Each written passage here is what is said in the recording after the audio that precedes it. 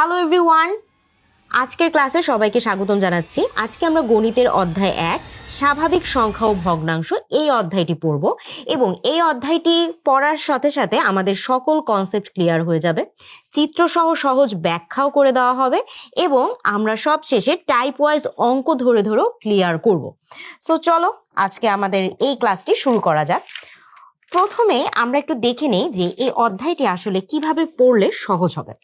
প্রথমে আমাদের যেটা করতে হবে যে কোন টপিক কত ইম্পর্টেন্ট এটা আমরা পড়ে ফেলবো। এই যে দেখো পাশে কিন্তু দেখতে পাচ্ছ যে এই অধ্যায়ের গুরুত্ব, অর্থাৎ প্রত্যেকটা টপিকে আসলে কোনটার জন্য বহু নির্বাচনী কত দরকারি এভাবে স্টার্ট দিয়ে বোঝানো হয়েছে। সো আমরা কিন্তু এইটা প্রথমে দেখে নিব।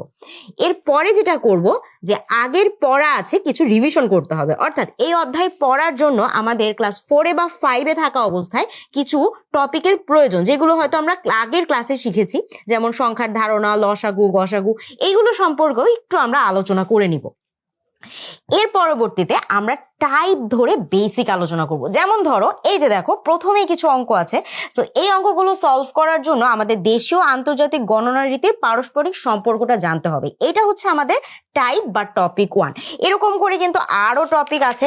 সো আমরা প্রত্যেকটা অঙ্কই আসলে যেই যেই টপিকের আন্ডারে পড়েছে আমরা সেই টপিকগুলোর বেসিক আলোচনা করে ফেলবো এবং সব শেষে যখন আমাদের এই টপিক ধরে বেসিক আলোচনা শেষ হয়ে যাবে, আমরা আসলে দেখব যে কিভাবে আসলে আমরা এই পুরো অধ্যায়টা এক নাগাড়ে বা এক নজরে মনে রাখতে পারি।